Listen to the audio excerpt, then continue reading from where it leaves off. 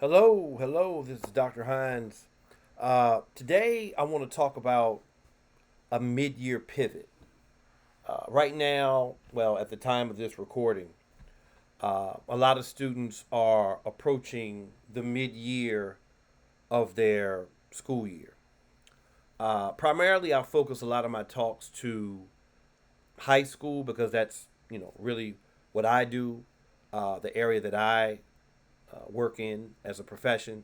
Um, but this can also be applicable for elementary schools and middle schools. So in basketball, in football, in soccer, um, they have a halftime, and the halftime is the midway point of the game, and it's where both teams get a break and they have the ability to assess what's working, what's not working, what they need to continue to strengthen if they're trying to win this game, or what they need to change altogether. And sometimes, what we say in sports is called a halftime adjustment.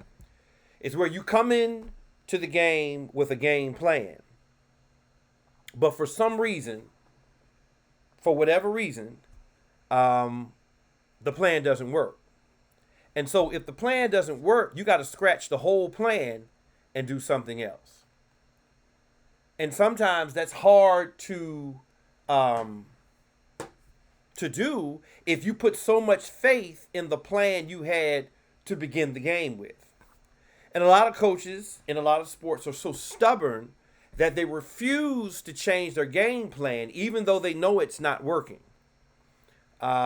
I remember not so many years ago, because I'm a huge fan of college football. And I remember when Alabama was playing for the national championship. I don't remember right offhand who they were playing, but they had one quarterback that was the starter for most part of the year, and for some reason during that game they weren't getting the offense that they needed. They weren't scoring the touchdowns, and the other team was doing a much better job offensively, and they were winning at halftime. And I guess a decision was made that was an unpopular decision that we're going to have to go a different route for the second half. So what he did was he benched his starting quarterback at the time and put in a quarterback that had paid very little throughout the year as a backup. Long story short, they ended up winning the game because he had the bravery, the strength, the courage as a coach to believe in his whole team and the abilities of every player on the team, and he was able to make that pivot, that halftime adjustment, in order to win the game. And the same goes through for education. Now, we could just look at high school, primarily senior students, because this is your last year of high school. This is your last year of for those of you who are in public education, public education. If you're in private school, this is your senior year.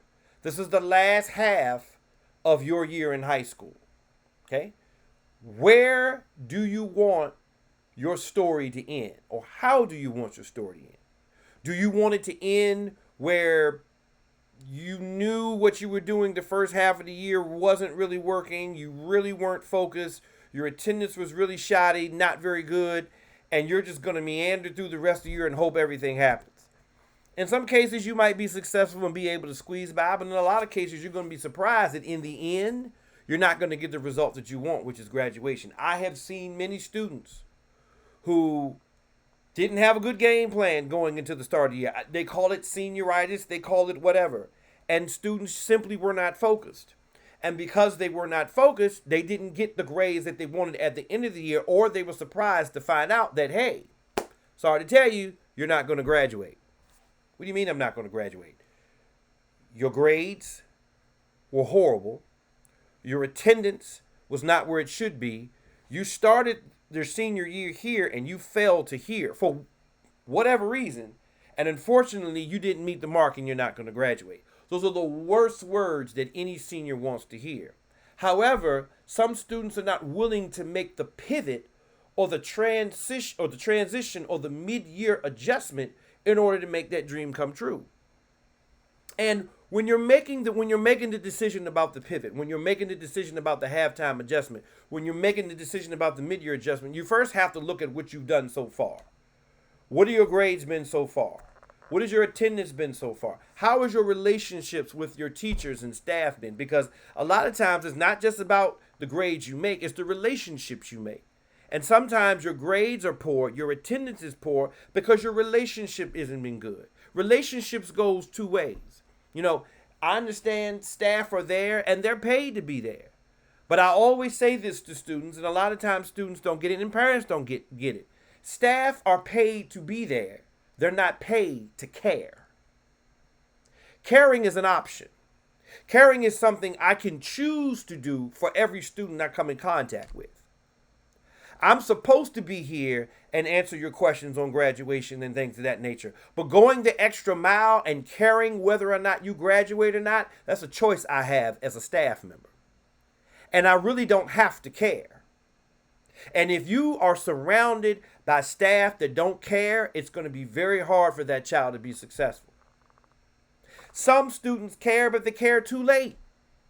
I can't tell you the number of times in my career I've had a parent come to me with the child a week before graduation. The child is failing all classes, and the basis of the conversation is, what can we do? Well, there's nothing we can do. To do what? So my child can graduate. Your child has done nothing from the beginning of the year up until now. I know, but I want my child to graduate. I don't want my child to miss out on graduation. So what can you all do to help us so that he can graduate? Well, why is it that this student should be given extra time, extra privilege, when every other student from the beginning of the year have done everything they were supposed to do and they earned the right to graduate? But your student, your child, did absolutely nothing, could have gotten help, could have gotten assistance, could have gotten tutoring, could have did better, could have made a mid-year adjustment, but didn't, and now we're at the end of the year when it's far too late. And a lot of times parents think that they can will their way for their child to graduate. And in some cases it happens, in a lot of cases it doesn't.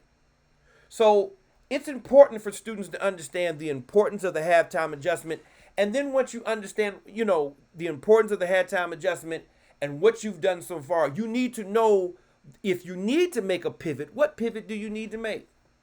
I will always say and believe that attendance has a direct association with grades. If your attendance is bad, your grades are not going to be that good. Now, it doesn't mean because you come to school every day on time that you're going to get straight A's.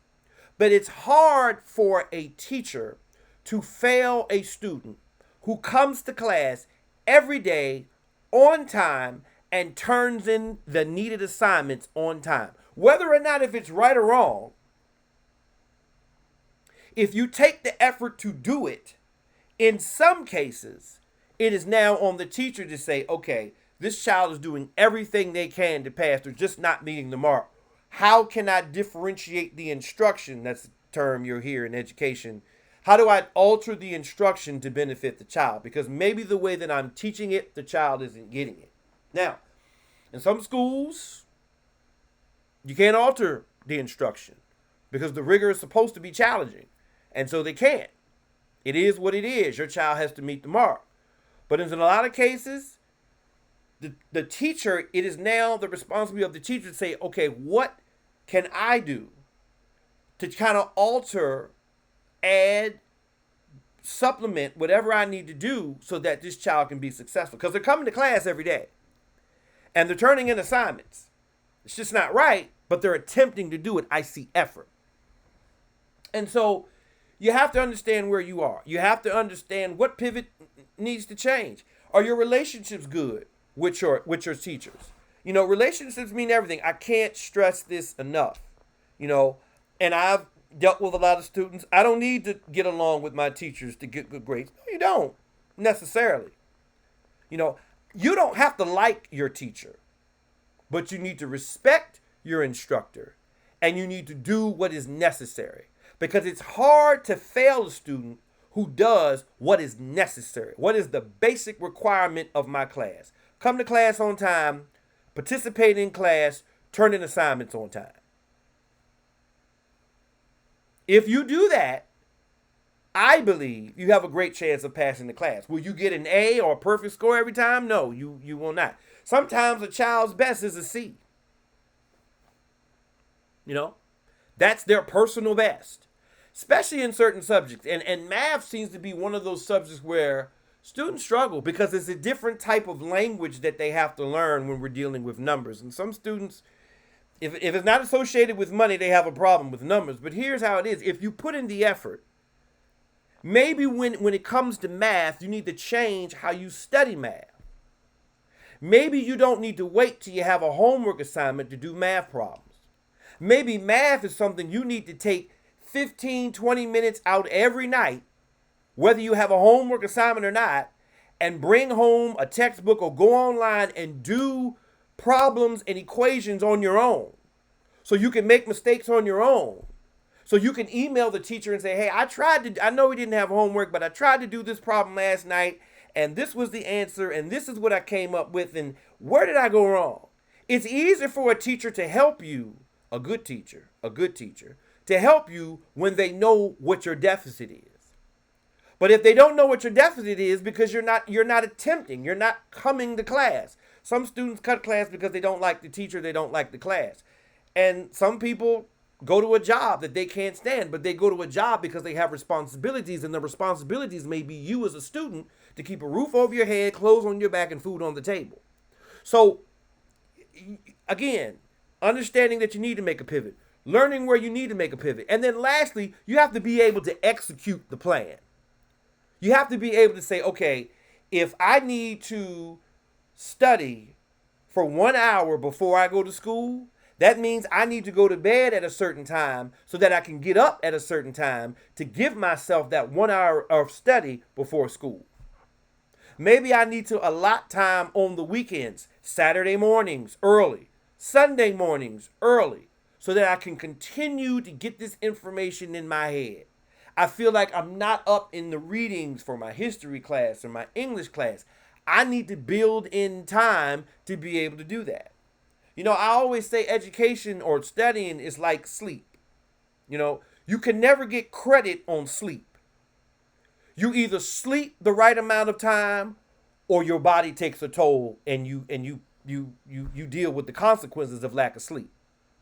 You know, there's no bonuses in sleep. You either sleep the right amount of time or you don't, and you suffer that next day. You either study the right amount of time and put the time in to study, or you don't. And a lot of times why students are failing is not because they don't understand. They're not taking the time to learn and to study. Sometimes some subjects you're going to catch just like that. And some subjects you're going to have to put the time in order to master it. A student, a good student, a great student is a student that it's not the classes that they do well in that they don't struggle. It's the classes that they struggle in that they have to put in effort. But the amount of effort they put in allows them to get the good grades. You know, you may be good in math, not so good in history. You may be good in science, not so good in English. But you have to know what your deficits are so that you know how to implement the plan, and you have to stick to it. Getting good grades, the mid-year adjustment, altering your plan, stay with what is working strong is all about a commitment. Where is my commitment? Do I believe in myself? Do I trust myself? Do I love myself enough that I'm going to do everything I possibly can to make sure that I graduate, even though I'm struggling in a class that I feel like I don't understand? What sacrifices am I going to make to implement this plan to make it happen? If that means I have to get up earlier in the morning and study for an hour and a half before school every day, then that's just what I'm going to have to do. Now, in elementary, it works a little different. I always feel, and the last component I feel is that you have to have 100% participation from all parties. Some students right now are not living with their biological parents.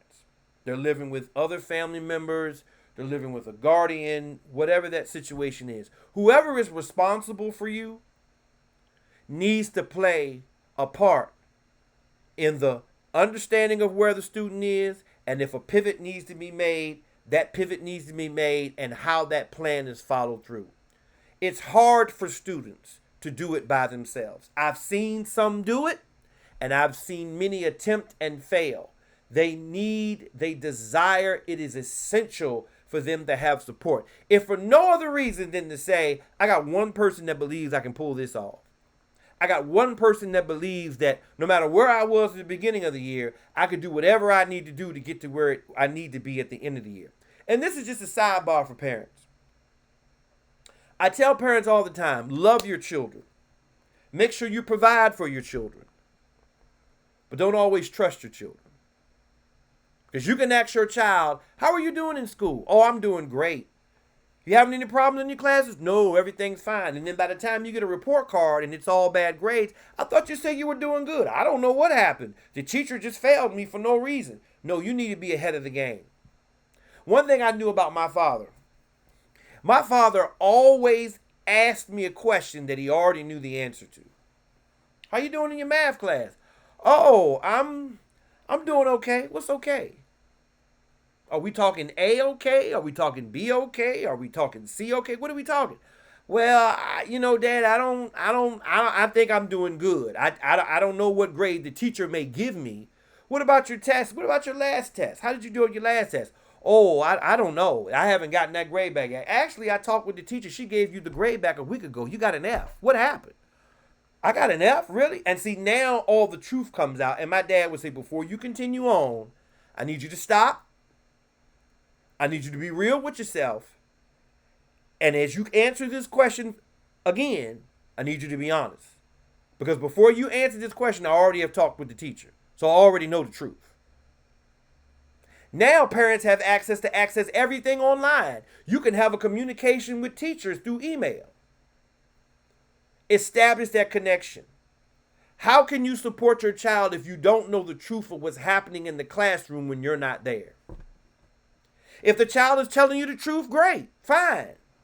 But if the child is not telling you the truth, you need to know the truth so that you can be successful in aiding it. So again, sum it all up. Mid-year adjustment, midway through the school year. Where are you? Where do you stand? What's going right? What's going wrong? Do you need to make a pivot? If you make a pivot, understand what led to it. Understand what you need to do to make the change. What will be the pivot? And then you have to see it through. Because in anything in life that's worth attaining, it's worth seeing it through. This is Dr. Hines. Until next time.